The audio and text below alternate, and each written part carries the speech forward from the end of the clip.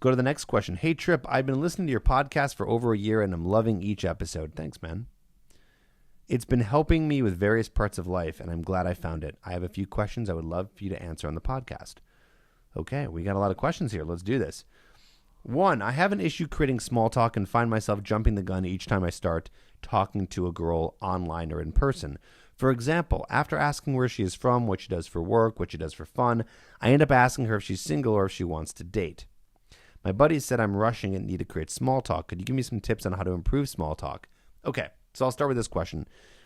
The best way to improve small talk, the best thing that you can do is, by the way, I think it's totally fine as a cold approach to before you go on the date, so however you meet her, right, in some sort of cold approach setting, or maybe it's a hobby setting or whatever, networking, whatever, that it's okay to ask those questions. What do you do for fun? Where are you from? Da-da-da-da-da.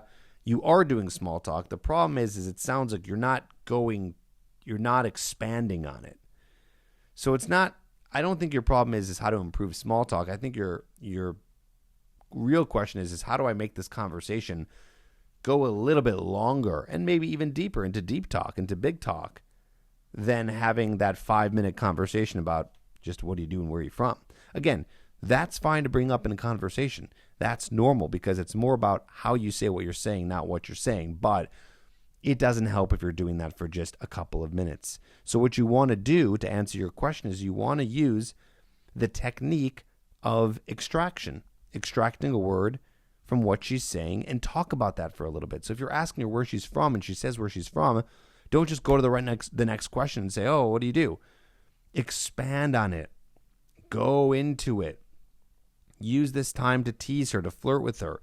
Use this time to challenge her. Challenging is a great way of flirting. Challenging means that you are saying things to her where you're saying questions based on what you're looking for in a partner. It's like, so you're not one of those girls who like just sits on their couch all day and like doesn't do anything athletic, are you? Again, that'd be a great challenging question if you're looking for someone who's more active and physically fit. So you got to be using inside of the small talk, inside of and in between these questions, other questions and other statements and maybe potentially even stories or anecdotes or whatever it may be that you can talk on to then expand the conversation to allow for more connection, because the longer you talk to them, the more invested they get. Women take time to become attracted. Women are, and this is coming from R.S.D. Julian, he says this, women are a dial and men are a light switch. Genius.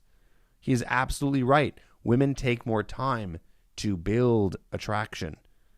A man can be turned on like that. Women take a little bit more time, so you want to expand the small talk.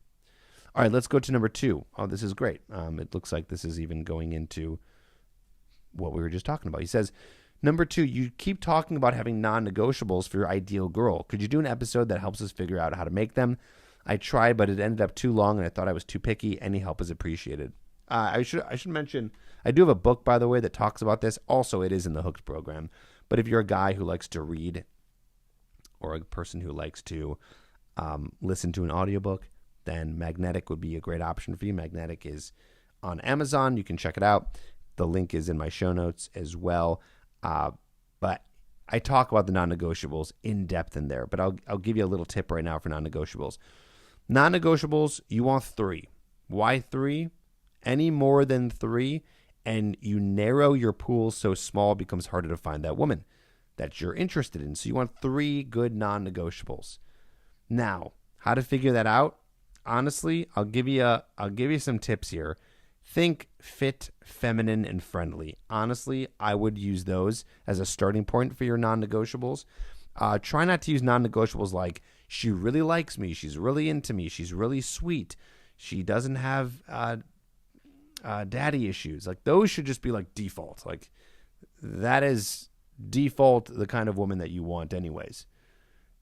Meaning you of course you're going to want a girl who's nice, and a girl who likes you, and a girl who's sweet, and all those things. So try to think about, is this something that, okay, every girl should have this, or is this specific to what I want? Right? Some guys want someone who is specifically good at their finances. I always say one non-negotiable has to be surrounded by kids, whether you want kids or don't want kids. So you got to figure out, do you want that or not want that? And that should be one of your non-negotiables. That's a big one too. So I would use that. That's some tips for that. Try to figure out how to narrow it down. And also, if you can't narrow it down, play with them a little bit. Start to date women that have some of them or don't have some of them, and then you're going to figure out which ones are actually important versus ones that are not.